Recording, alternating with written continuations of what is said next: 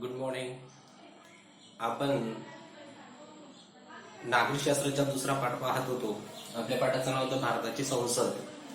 आणि या पाठामध्ये संसद कशी तयार होते, जसं की राष्ट्रपती, लोकसभा, राज्यसभा हे 3 घटक मिळून तयार होतात.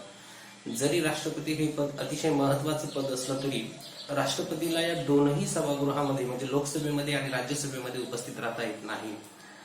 आपण ते पाहिलं. नंतर या संसदेचे दोन्ही सभागृह म्हणजे लोकसभेची माहिती आणि राज्यसभेची माहिती पाहिली. जसं की लोकसभेची जास्तीत जास्त सदस्य संख्या 550 होती, 52 होती.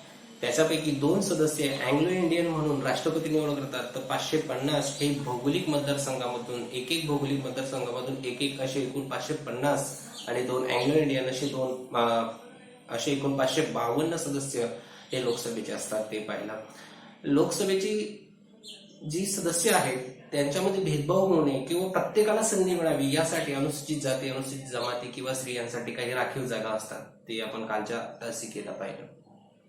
नंतर जर कधी तुम्हाला लोकसभेमध्ये निवडून जायचं असेल तर त्याच्यासाठी काही अटी असतात. जसं भारताचा नागरिक असायला पाहिजे, 25 वर्ष वय पूर्ण असायला पाहिजे, त्यांच्यावर कोणत्याही स्वरूपाचा फौजदारी गुन्हा असायला नको, अशी या प्रकारची माहिती पाहिजे.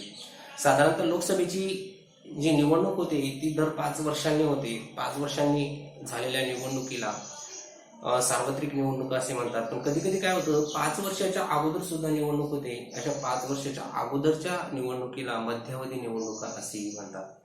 नंतर ते प्रथम सभागृह आहे, कारण की त्याच्यामध्ये जे सदस्य आहेत ज्यांना आपण खासदार म्हणतो त्या सदस्यांना जनता लोक प्रत्यक्ष निवडून देतात आणि ते जनतेची समस्या सोडवतात. नंतर आपण पाहिलं राज्यसभेला दुय्यम सभागृह असे का म्हणतात, कारण की त्याच्यामध्ये जे सदस्य असतात ते प्रत्यक्ष लोकांकडून निवडून दिले जात नाही, ते लोकांकडून अप्रत्यक्षरित्या निवडून दिले जातात.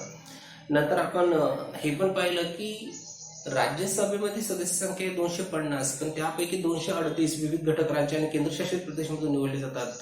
त्यापैकी 12 सदस्य जे आहेत 550 पैकी 12 सदस्य हे राष्ट्रपतींकडे निवडले जातात. त्याच्यामध्ये कला, साहित्य, क्रीडा या क्षेत्रामध्ये ज्यांनी चांगली कार्य केलेली असेल, उल्लेखनीय कार्य केलेले असतील, जे तज्ज्ञ लोक असतील, अशा लोकांची नेमणूक राष्ट्रपती या राज्यसभेवर करत असतात.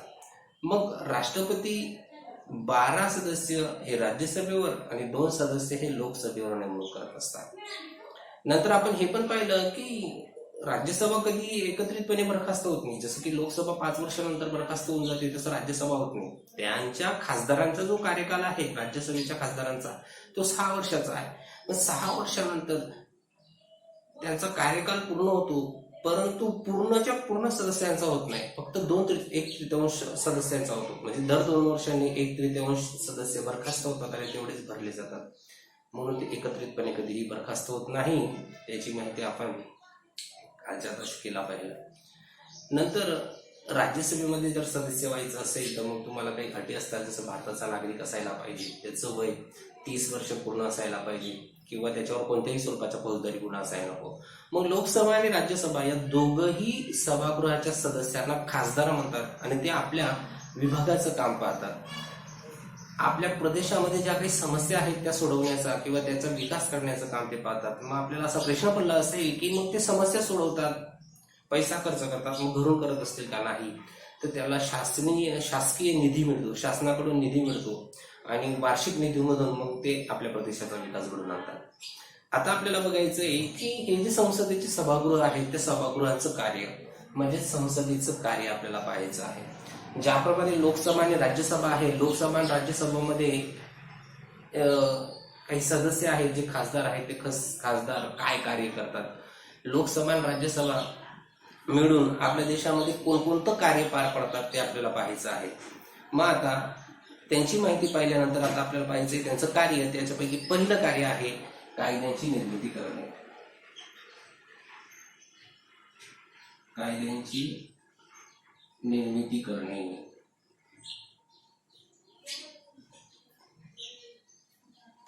कायद्याची निर्मिती करणे. एक लक्षात घ्या, मागच्या तासिकेला पाहिलं होतं, मागच्या प्रकरणामध्ये पाहिलं होतं कायदे मंडळ कायद्यांची निर्मिती करते. कायदे मंडळ म्हणजे संसद, संसदेचं कार्य आहे कायद्यांची निर्मिती करणे, ही त्याचं मूलभूत कार्य आहे. सगळ्यात पहिलं कार्य कोणतं? संसदेचं सगळ्यात पहिलं कार्य आहे कायद्यांची निर्मिती करणे. संसद पहिलं काम कोणतं करतं? कायद्यांची. ही त्यांचा मूलभूत जबाबदारी आपल्याला पाहायला मिळते. म्हणजे काय की जर लोकांचं कल्याण साधायचं असेल, लोकांचं हित साधायचं असेल, लोकांचं कल्याण साधायचं असेल, लोकांचं हित साधायचं असेल, किंवा संविधानाचं उद्दिष्ट साध्य करायचं असेल, तर अशा वेळेला संसदेला कायदे करावे लागतात. कशासाठी कायदे करावे लागतात? लोकांचं कल्याण साधण्यासाठी, लोकांचं कल्याण करण्यासाठी, लोकांचं हित साधण्यासाठी, किंवा संविधानाचे उद्दिष्ट प्राप्त करण्यासाठी संविधानाला नवीन कायदे करावे लागतात. मग त्या कायदा करण्याच्या काही पद्धती असतात. मग कायदा करण्याच्या पद्धती कशा, ते आपल्याला आता पुढचा मुद्दा सेपरेट बघायचा आहे. कायदा कसा तयार होतो, कायदा तयार करण्याचे टप्पे आपल्याला अभ्यासायचे. मग त्यांना नवीन कायदे तयार करावे लागतात. किंवा काय होतं की आपले संविधान खूप वर्षापासून बनलेलं आहे, 1950 पासून ते लागू झालेलं आहे.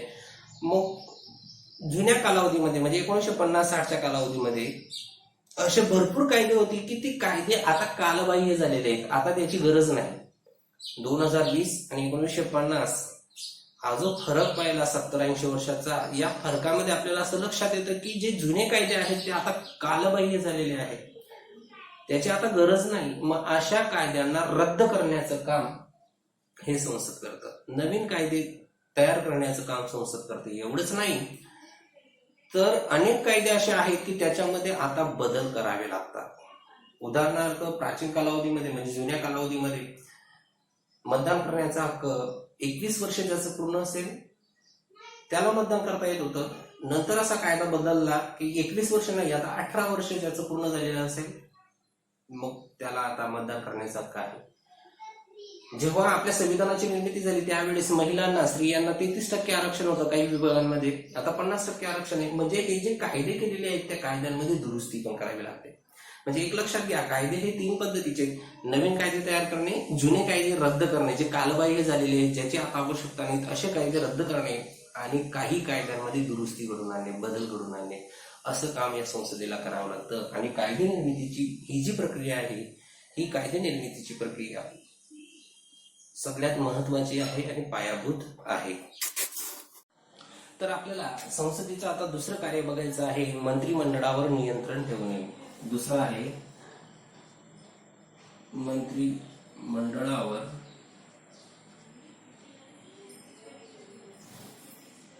नियंत्रण ठेवणे.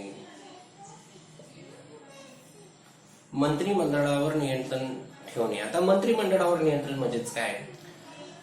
तर आपल्या देशाचे जे पंतप्रधान आहेत किंवा वेगवेगळे मंत्री आहेत, हे मंत्री आणि हे पंतप्रधान संसदेमधूनच निवडून आलेले आहेत. म्हणजे संसदेचे एक भाग आहेत, संसदेच्या एक सभागृहामध्ये ते सदस्य आहेत.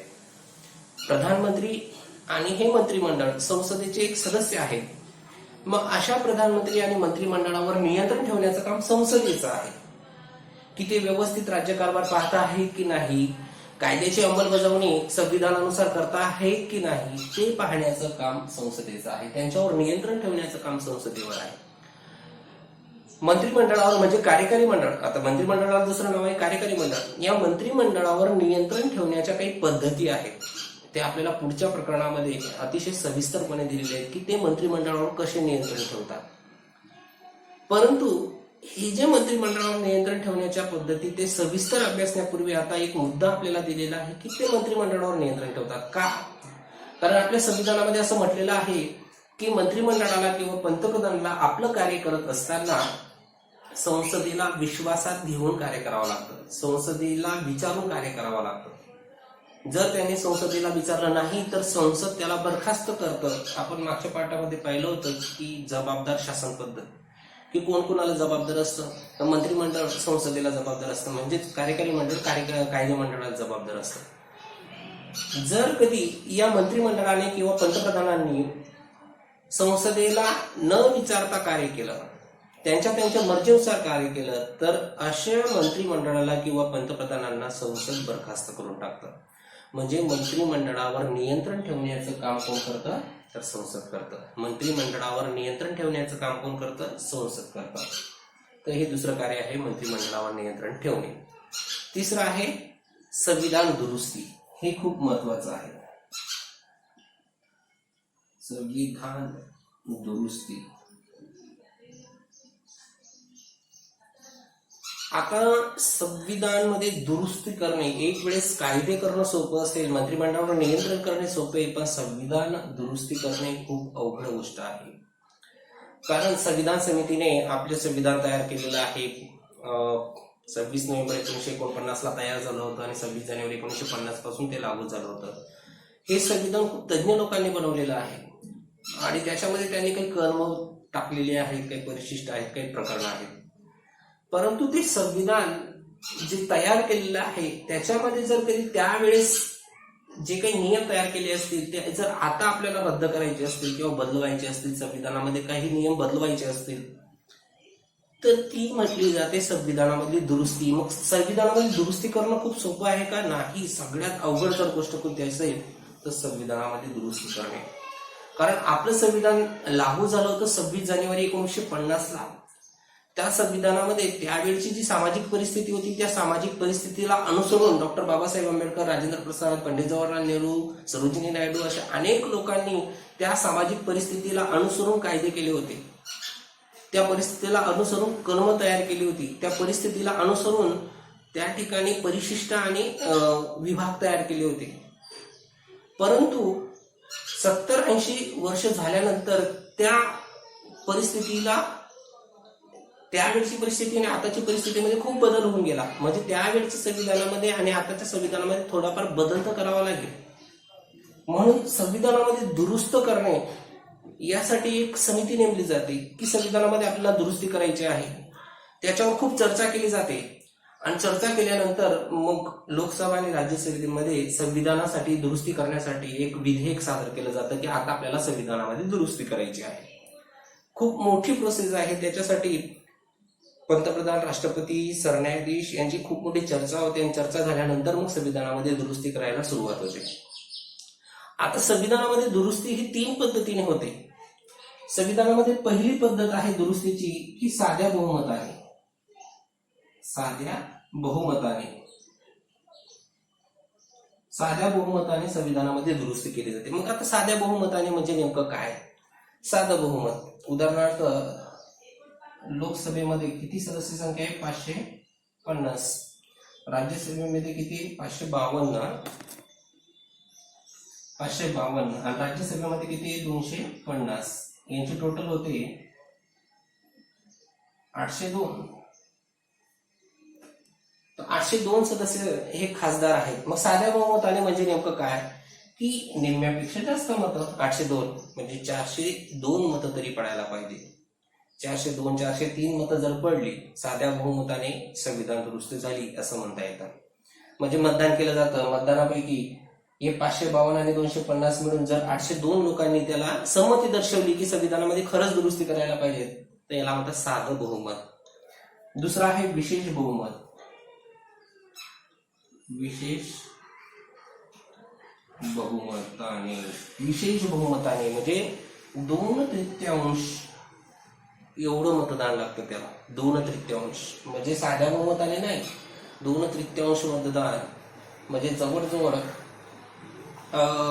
600च्या वर मतदान त्याला लागतं, बहुमत लागतं 600च्या वर. त्याला म्हणतात विशेष बहुमताने. विशेष बहुमत जेव्हा दर्शवलं जाईल तेव्हा विशेष बहुमत दर्शवल्यानंतर मग संविधानामध्ये दुरुस्त होईल. आणि तिसरं जे आहे ते अतिशय अवघड आहे, विशेष बहुमत. तर विशेष बहुमत तर पाहिजेच, प्लस निम्म्यापेक्षा जास्त घटक राज्यांची परवानगी. निम्म्यापेक्षा जास्त घटक राज्यांची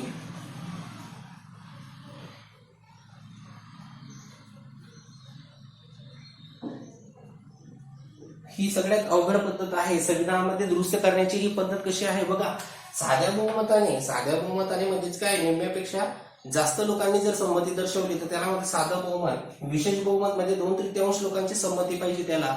खासदारांची संमती पाहिजे. आणि तिसरं, जर कधी संविधानामध्ये दुरुस्ती करणं खूप अवघड जात असेल आणि खूप महत्वाचं असेल, एखादं कलम बदलवायचं असेल, तर अशा वेळेस विशेष बहुमत तर लागतं. म्हणजे 2/3 लोकांचं संमती तर लागते, पण 2/3 एवढी संमती दर्शवून सुद्धा भारतामध्ये जेवढे घटक राज्य आहेत, उदाहरणार्थ आता आहेत 28 घटक राज्य, त्या 28 घटक राज्यांपैकी निम्मे घटक राज्य जे आहेत, म्हणजे 14 ते 15 घटक राज्यांनी त्याला संमती दर्शवायला पाहिजे. जर समजा 15 घटक राज्यांनी संमती दर्शवली आणि निम्म्यापेक्षा 2/3 लोकांनी त्यांना संमती दर्शवली, खासदारांनी संमती दर्शवली, तर अशा वेळेस संविधानामध्ये दुरुस्ती होते. तर अशा प्रकारे संसदेचं पुढचं कार्य होतं संविधानामध्ये दुरुस्ती करणे. आणि संविधानामध्ये दुरुस्ती करणे ही खूप अवघड पद्धत आहे.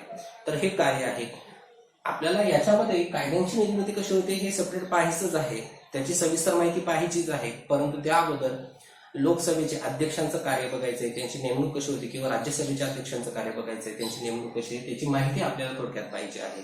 आता पुढचं पाहिजे आहे आपल्याला लोकसभेचे अध्यक्ष. तर हे 3 कार्य लक्षात ठेवायचे: कायद्यांची निर्मिती करणे, मंत्रिमंडळावर नियंत्रण ठेवणे आणि संविधानामध्ये दुरुस्ती करणे. संविधानामध्ये दुरुस्ती 3 पद्धतीने होते: साध्या बहुमताने, विशेष बहुमताने, साधे बहुमत प्लस घटक राज्यांची परवानगी, निम्म्यापेक्षा जास्त घटक राज्यांची परवानगी. आता आपल्याला पाहायचं आहे लोकसभेचे अध्यक्ष.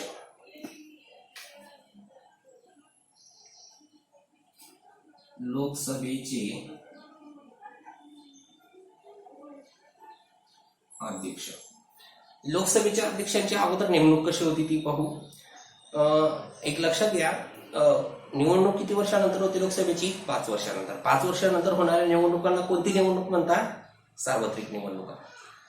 मग लोकसभेची निवडणूक झाल्यानंतर पहिलं अधिवेशन भरवलं जातं. पहिलं अधिवेशन लोकसभेचे 3, लोकसभा आणि राज्यसभा संसदेचे 3 अधिवेशन असतात: पावसाळी अधिवेशन, उन्हाळी अधिवेशन, उन्हाळीला अर्थसंकल्पीय अधिवेशन म्हणतात, आणि हिवाळी अधिवेशन, असे 3 अधिवेशन असतात.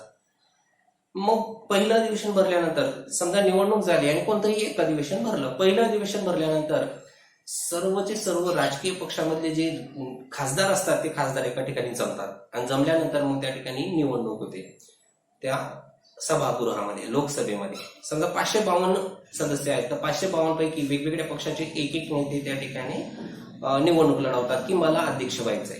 समजा बीजेपीचा 1, काँग्रेसचा 1, शिवसेनेचा 1, असे 7-8 जण त्या ठिकाणी निवडणूक लढवत आहेत लोकसभेचे अध्यक्ष. मग त्या ठिकाणी मतदान होतं आणि मतदानामध्ये सगळ्यात जास्त मतं ज्या व्यक्तीला पडतात तो व्यक्ती अध्यक्ष होतो. म्हणजेच लोकसभेचा अध्यक्ष त्या 552 पैकी एका व्यक्तीची होते. म्हणजे आपल्यामधूनच ते लोकसभेची अध्यक्षाची नेमणूक करतात, ते बाहेरून आणत नाही, किंवा दुसरा व्यक्ती त्या ठिकाणी लोकसभेचा अध्यक्ष होऊ शकत नाही. तर हे जे 552 सदस्य आहेत लोकसभेमध्ये, त्या लोकसभेच्या 552 पैकी एका व्यक्तीची नेमणूक ते अध्यक्ष म्हणून करतात, आणि एका व्यक्तीची नेमणूक ते उपाध्यक्ष म्हणून करतात. तर दोघांसाठी निवडणूक होते, अध्यक्षासाठी वेगळी निवडणूक होते आणि उपाध्यक्षासाठी वेगळी निवडणूक होते.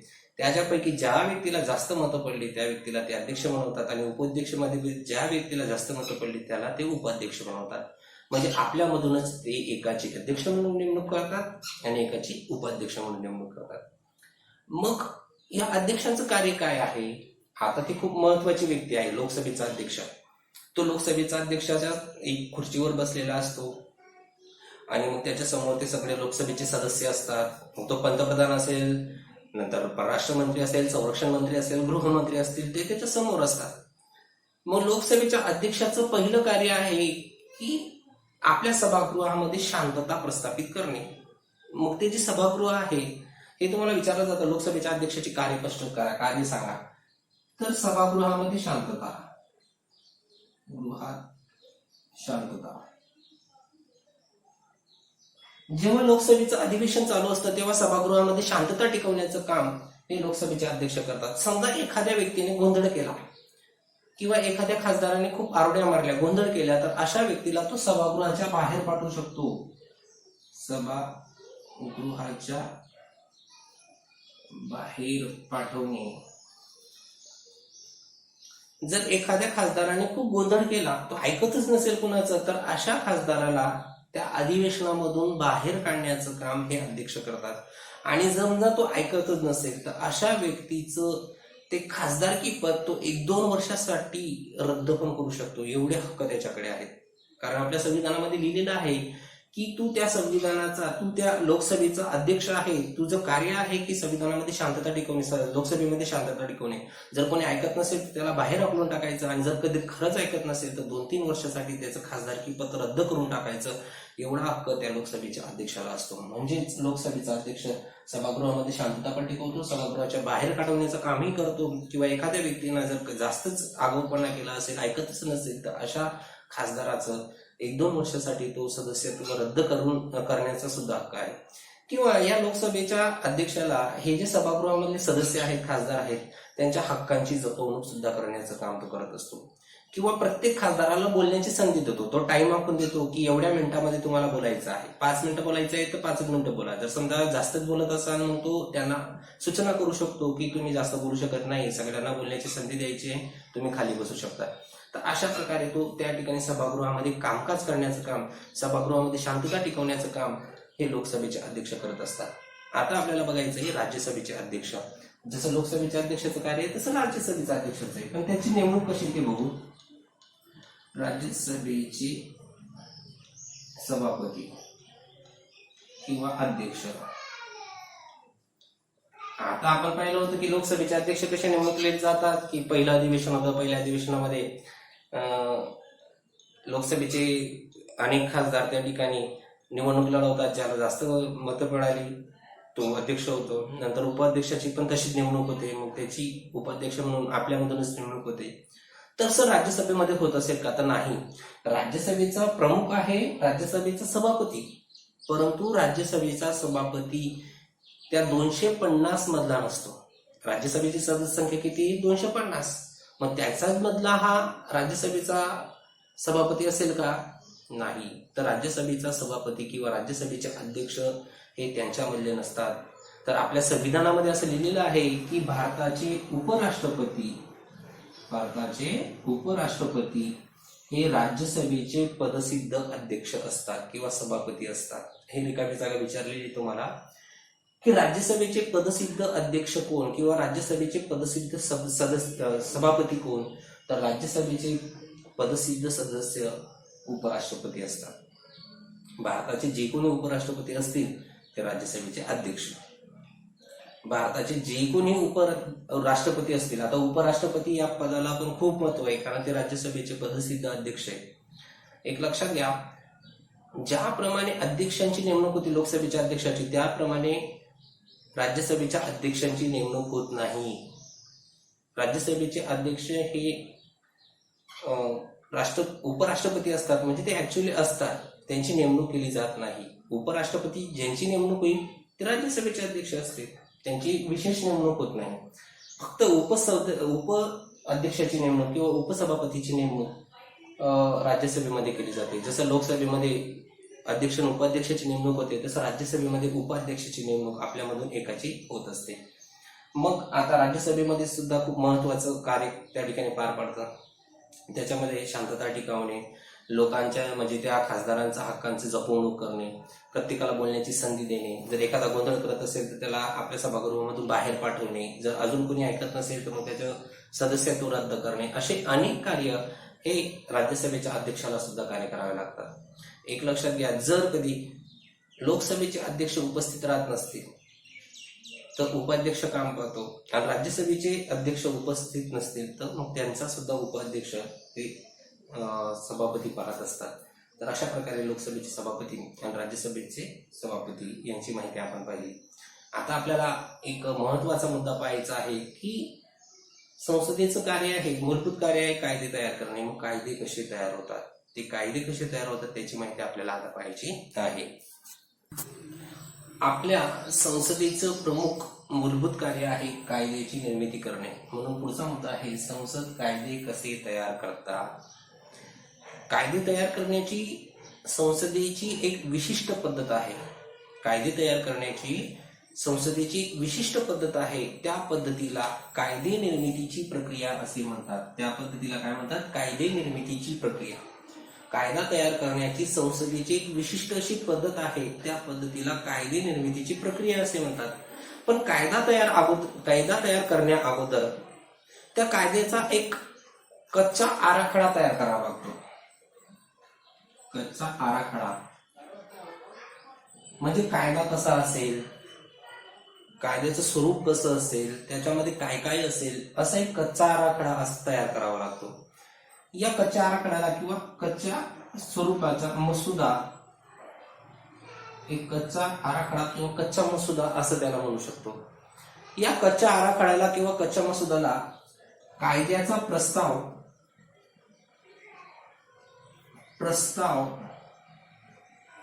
प्रास्ताविक किंवा प्रस्ताव असंही म्हणतात, किंवा त्याला दुसरा शब्द आहे विधेयक. हे लक्षात ठेवायचं. विधेयक म्हणजे अगोदर कायदा तयार करण्या अगोदर ज्या व्यक्तीला तो कायदा तयार करायचा आहे, म्हणजे खासदाराला, मग तो सरकारच्या पक्षाकडून पण असू शकतो किंवा विरोधी पक्षाकडून पण असू शकतो, कोणीही असू शकतो, त्या व्यक्तीला अगोदर विधेयक तयार करावं लागतं. आणि विधेयक तयार केल्यानंतर मग तो कायदा आपल्या सभागृहामध्ये मांडून मग तयार करावा लागतो. कायदे हे दोन प्रकारचे असतात. एक साधा कायदा असतो आणि दुसरा असतो अर्थविषयक कायदा. तर कायदे हे दोन प्रकारचे असतात. एक सर्वसाधारण कायदा असू शकतो किंवा सर्वसाधारण मसुदा किंवा सर्वसाधारण विधेयक असू शकतं, किंवा एक अर्थविषयक विधेयक असू शकतं. एक लक्षात ठेवायचं, अर्थविषयक विधेयक. अर्थविषयक विधेयक म्हणजे पैशांच्या संबंधित. समजा नोकरदारांना काही पगारी वाढवायचे आहेत, तर वेतन आयोग लावावं लागतं, 6वं वेतन आयोग, 7वं वेतन आयोग, किंवा आमदार खासदार यांच्या पगारी वाढवायच्या आहेत किंवा कमी करायच्या आहेत. हे पैशांसंबंधी जे कायदे आहेत, त्या पैशांसंबंधीच्या कायद्याला अर्थविषयक कायदा असे म्हणतात, आर्थिक कायदा असे म्हणतात. आणि सर्वसाधारण कायदा म्हणजे कोणताही असू शकतो मग तो. तर असे अर्थविषयक कायदे फक्त लोकसभेमध्ये सादर करावे लागतात. लोकसभेमध्ये. आणि लोकसभेमधून ते राज्यसभेमध्ये जातात, पण राज्यसभेला तेवढा विशेष फारसा अधिकार राहत नाही. राज्यसभा फक्त नावापुरती असते. पण जर सर्वसाधारण कायदा करायचा असेल तर सर्वसाधारण कायद्यामध्ये जेवढा लोकसभेला हक्क दिलेला आहे तेवढाच राज्यसभेला हक्क दिलेला आहे. जेवढा लोकसभेला हक्क दिलेला आहे तेवढाच राज्यसभेला हक्क दिलेला आहे.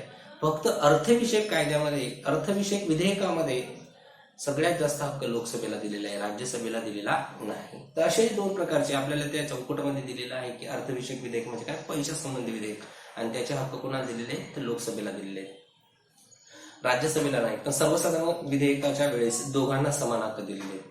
मग एखादा कायदा जर तयार करायचा असेल तर तो कायदा तयार करण्यासाठी टप्पे असतात, 3 टप्पे असतात. पहिलं वाचन, दुसरं वाचन आणि तिसरे वाचन. मग ते कसं असतं ते पाहायचं आहे आपल्याला.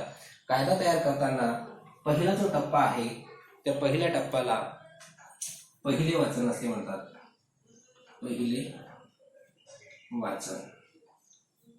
पहिले वाचन म्हणजेच काय की समजा कोणता कायदा असेल, आता अर्थविषयक जाऊ देऊ आपण, एक सर्वसाधारण कायदा बघू. अर्थविषयक असेल तर लोकसभेमध्ये सादर केला जाईल.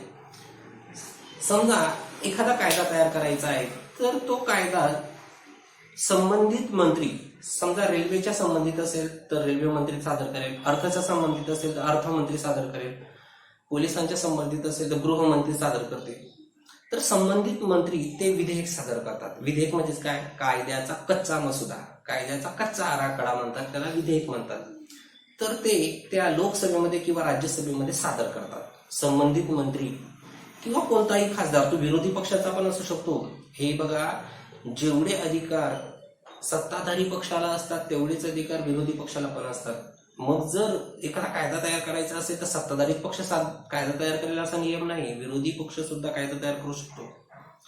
मग ते विधेयक, तो कच्चा मसुदा, ते विधेयक, ते कोणत्याही एका सभागृहामध्ये, जर अर्थसंकल्पीय असेल तर अगोदर कुठे मांडलं जाईल, लोकसभेमध्येच. पण सर्वसाधारण असेल तर ते लोकसभेमध्ये पण सादर होऊ शकतं किंवा राज्यसभेमध्ये पण सादर होऊ शकतं.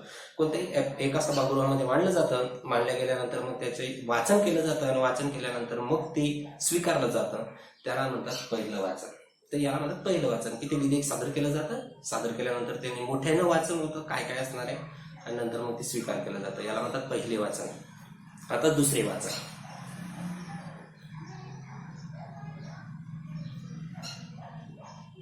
दुसरे वाचन मध्ये पण 2 टप्पे. किती टप्पे? 2 टप्पे. दुसरे वाचन मध्ये 2 टप्पे आहेत. दुसरे वाचन मध्ये किती टप्पे? 2. आणि हे महत्वाचा टप्पा आहे.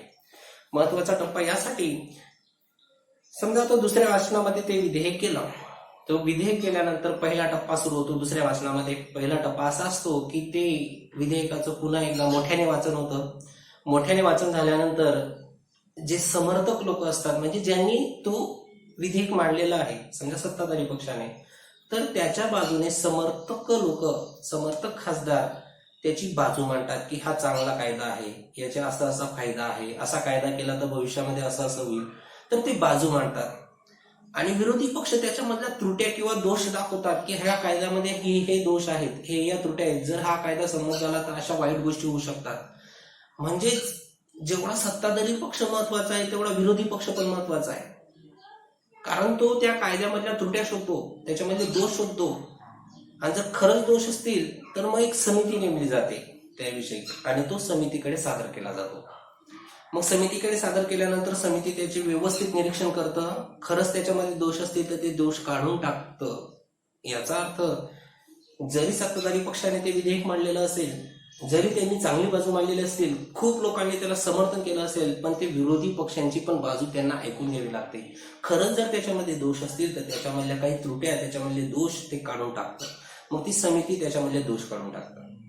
नंतर दुसऱ्या वाचनामध्ये दुसरा टप्पा सुरू होतो. दुसऱ्या टप्प्यामध्ये परत एकदा त्याचं वाचन होतं. वाचन झाल्यानंतर कलमावर त्या ठिकाणी चर्चा होते की हा कायदा जर तयार झाला तर याला कोणत्या कलमात टाकावं किंवा कोणतं कलम तयार करावं.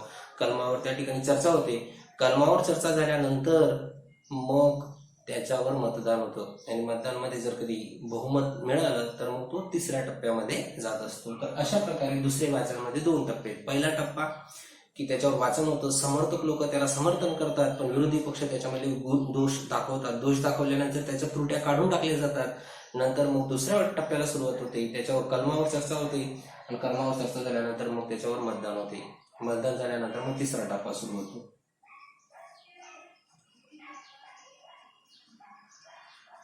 तिसऱ्या टप्प्यामध्ये परत एकदा त्यांची कलमावर चर्चा होते, त्याच्यामध्ये काही गुणदोष असतील त्याची सखोल चर्चा केली जाते, वाचन केलं जातं. वाचन केल्यानंतर मग त्या ठिकाणी ते अध्यक्ष स्वाक्षरी करतात आणि लोकसभेच्या अध्यक्षाची किंवा राज्यसभेच्या अध्यक्षाची स्वाक्षरी झाली की मग ते दुसऱ्या सभागृहामध्ये जातं.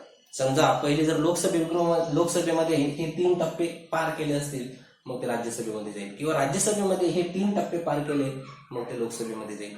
आणि दुसऱ्या सभागृहामध्ये पण त्याच प्रकारे चर्चा होते.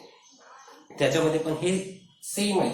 पहिलं वाचन होतं, साधारण चर्चा. दुसरं वाचन होतं, त्याच्यामध्ये 2 टप्पे असतात, त्याच्यावर चर्चा होते, विशेष समिती नेमली जाते. नंतर तिसरं वाचन होतं आणि हे 3ही वाचन झाल्यानंतर मग ते विधेयक राष्ट्रपतींकडे सादर केलं जातं. राष्ट्रपतींकडे सादर केल्यानंतर राष्ट्रपतींनी जर त्याच्यावर स्वाक्षरी केली तर त्या विधेयकाचं कायद्यामध्ये रूपांतर होतं. आणि जर राष्ट्रपतीने त्याच्यावर स्वाक्षरी केली नाही तर ते विधेयकाचं कायद्यात रूपांतर होत नाही. एक लक्षात घ्या, राष्ट्रपतींच्या स्वाक्षरीशिवाय कायद्यात रूपांतर होत नाही. एका वाक्यात उत्तर द्या, रिकाम्या जागा. काहीही विचारलं जाऊ शकतं की कोणाच्या स्वाक्षरीने विधेयकाचं कायद्यात रूपांतर होते, तर कोणाच्या स्वाक्षरीने विधेयकाचं कायद्यात रूपांतर होते? राष्ट्रपतीच्या स्वाक्षरीने विधेयकाचं कायद्यात रूपांतर होते. जर राष्ट्रपतीने स्वाक्षरी केली तरच त्याचं कायद्यात रूपांतर होईल. म्हणून राष्ट्रपती खूप महत्वाचे असतात. तर अशा प्रकारे हा जो आपला पाठ आहे भारताची संसद, त्याच्यामध्ये लोकसभा म्हणजे काय, राज्यसभा म्हणजे काय, लोकसभा आणि राज्यसभा मिळून संसद, राष्ट्रपती मिळून संसद तयार होतं. संसदेचं कार्य कायदे निर्मिती करणे, मंत्रिमंडळावर नियंत्रण ठेवणे, एवढंच नाही तर आपल्या संविधानामध्ये दुरुस्ती करणे, लोकसभेचे अध्यक्ष कसे असतात, राज्यसभेचे अध्यक्ष कसे असतात, ते कार्य काय पाडतात आणि कायद्यांचे निर्मितीचे टप्पे, पहिले वाचन, दुसरे वाचन आणि तिसरे वाचन, याची माहिती आपण पाहिली. तर अशा पद्धतीने हा पाढा संपला. जर याच्यावर काही समस्या असतील तर पुन्हा मला तुम्ही विचारू शकता आणि याच्यावर जो होमवर्क असेल तो व्यवस्थित आपल्या अक्षरामध्ये लिहून घ्यायचा आहे. धन्यवाद.